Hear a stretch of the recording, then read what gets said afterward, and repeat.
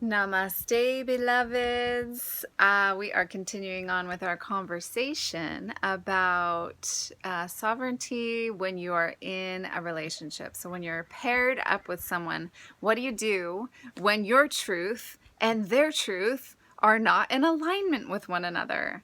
What do you do when your partner says potato and you say potato and you just can't agree on what is the right thing for both of you? This is a dilemma that many couples have. And I had a client recently who had been with her beloved for 15 years. They'd been together for quite a long time, and since they were very young, and it was coming to that point in their lifeline where they needed to decide if they were going to have children or not. And she always wanted them. She always wanted to be a mom. Ever since she was a little girl, she knew it. And of course her clock was ticking and she was ready to have a baby. She was ready to conceive and give birth and do the whole mom bit. And he was just not ready. He was still playing. He kept pushing it back. He wanted to wait longer. And she just got to the point where she was basically saying, okay, well, you need to shit or get off the pot here.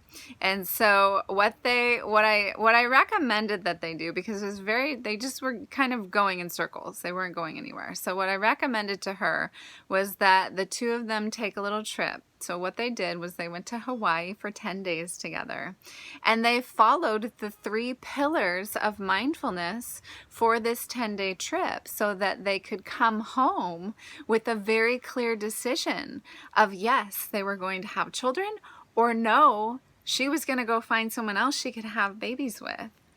So they set an intention. Pillar number 1 for mindfulness, which is the foundation of sovereignty, is intention. So they set an intention that they were going to come home with a decision. That was their intention. So the whole trip was for them to come to some clarity within themselves and together, and to really process together. Stepping away from their home life, their work life, was vital to this process for them.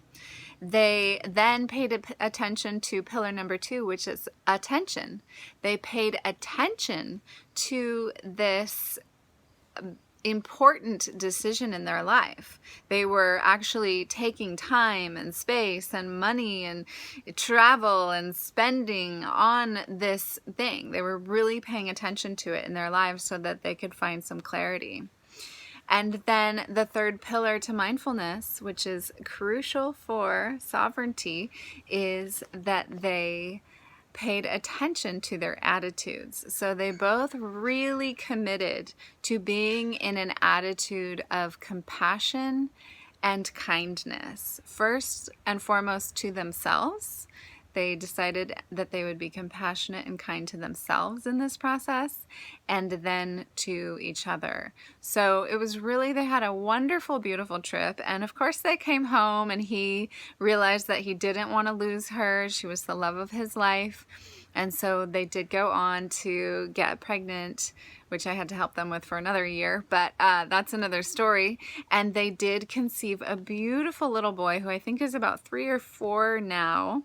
And it's just such a joy to see them in their life together with their beautiful son, and they're so happy. And they're just so grateful that they took that time to step into sovereignty together, to really figure out what their truth was in unison with one another. Okay, my loves, I'll see you tomorrow for more lessons on sovereignty.